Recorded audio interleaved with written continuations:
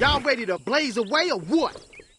Everyone knows that season 2 has been very, very chaotic, and it has had a very negative impact on Tekken 8 overall. From players leaving the game to tournaments lacking in players showing up. As you can see here with this tweet where the tournament got canceled because only 9 people showed up. Yikes. The season 2 update and the patches that are coming after is sparking all different kinds of debates about combo length, combo damage, and then you also have people talking about the new heat mix-ups and how defensive or aggressive it is, and everyone's really just trying to understand and find a balance. Now, what's interesting about all of this is when you take into consideration the tournament aspect, and with season 2 being so chaotic, you have to wonder, how will the tournament scene evolve? This game is a guessing fiesta right now, with some sidestepping involved, and the tournament players are very, very uninterested in playing the game. For example, Arslan Ash, he was not silent in this whole journey. When season 2 first happened, he was out there doing parkour. He was rather do anything else besides play Tekken. We saw him texting other people, tweeting other people,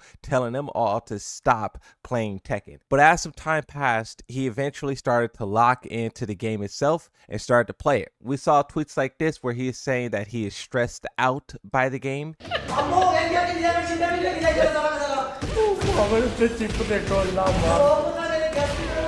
I don't know what he's saying, but if someone could translate, please do so. One thing about Arslan Ash that's very different from many other players out there, many other competitive players, they all have a certain type of main character they play. Whether it be Anakin with Jack 8, whether it be Cuddlecore with Alyssa, everyone has a character they're known for. But Arslan, he kind of disrupted the whole scene back in Tekken 7 because he switches to anyone and everyone, and he's not shy about it. If you ask him, he'll say, yeah, I play the strongest character possible, and not only is that what I do, you should do it as well. He often pops up when people are complaining about their main characters and how this update ruined it or whatever update ruined it. He will say, hey, just switch to the strongest character possible. This is what he kind of highlighted in this tweet here, where he was talking about how he's kind of bored of playing Nina and he hopes she gets nerfed so he can switch and play someone else. Now, Arslan Ash eventually began to shop around for a character. He was first eyeing Zafina with all of the buffs that she was given, but then he listed out a couple of characters that he will never play, like Lily, Anna, Brian, Paul, and Ling. He says no matter how powerful they are, I will not play these characters because he simply don't like them. And then he eventually set on his new main, which is Lars.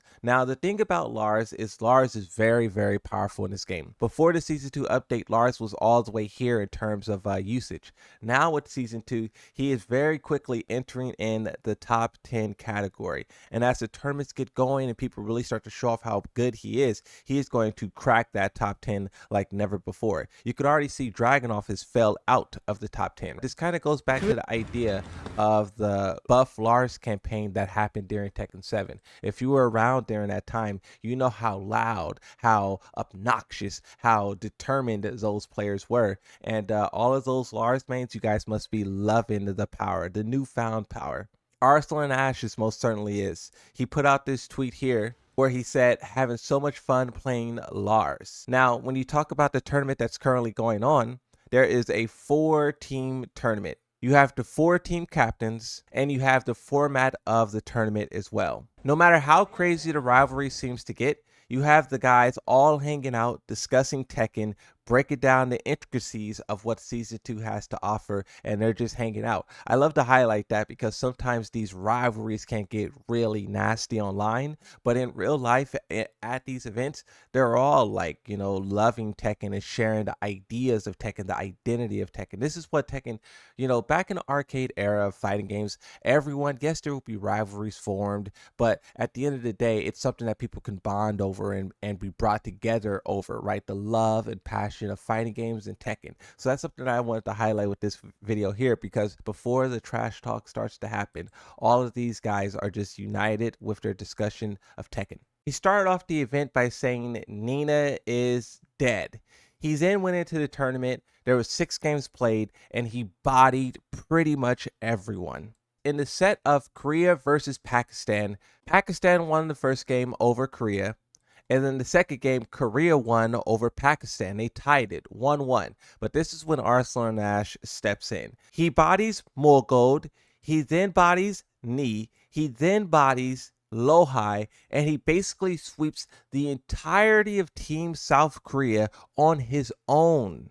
All three of them. This resulted in him uploading a video on YouTube titled Solo Clutching on Team Korea with Lars, Arslan versus Team Korea, Ni, Lohai, and Molgold. A 30-minute video of him straight up styling on Team Korea with Lars Alexanderson. He then says on Twitter, always trust your main. After basically bodying everyone at this event, he then went on Twitter and said, best Lars in the world. Who is it? He wants to be claimed the best Lars. People then start to tag a lot of the people who are known for playing Lars, and he responds and says, you're going to Combo Breaker, so I'm totally up for playing all those guys you mentioned. Let's do this. So not only did he defeat Korea, but he also wants to defeat every Lars player out there, and he wants to prove himself to not only be the best player in the world, the best region in the world, but the best Lars player in the world.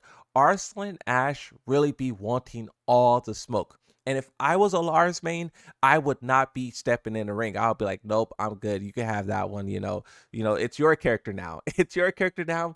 I'm going to go play Victor. That's what I would do. I was never a Lars main to begin with. Now, the carnage did not stop there. You had this intense match with Atif versus Tetsu. Tetsu did great work. This is the set of the day. But then Arslan Ash once again steps in and he bodies Tetsu. You know what's interesting about this whole thing? There's this whole hype around Europe versus America who would win. And surprise, surprise, America was not invited to this event. It was only Europe, Middle East, Pakistan, and South Korea. From the looks of it, Pakistan is by far the strongest region in the world. This tournament, they literally bodied everyone. 3-1 over Korea, 3-1 over Middle East, 3-2 over Europe, and they ended off this day being declared the winners. Now, this is not the end of the event because you still have day 3, which is South Korea versus Pakistan in the grand finals, and then the third place will be decided between Europe and the Middle East. Now, I do know that the Middle East players are having a little bit of a tough time.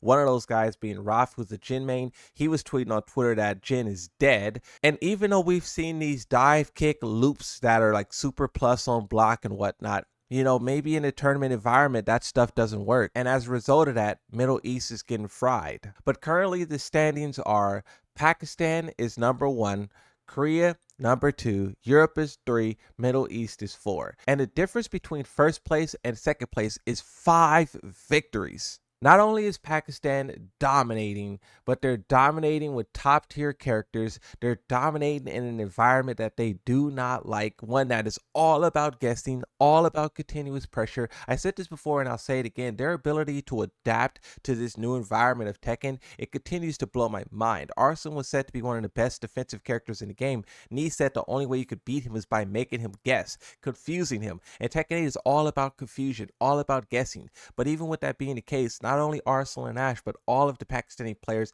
has risen up and overcame all of it. And even Nee and the Korean players, right? They risen up and overcame as well. We saw them put on a great performance just a couple of months ago. But even with that being the case, Arslan is just still able to he just has better consistency over like a longer duration. It always seems like Korea is the underdogs and everyone is hoping for them to take down the big bad wolf. We will see in day 3 whether or not that is possible, but as it looks so far, Pakistan, Arslan Ash, they are bodying everyone and they're doing it with a smile on their face.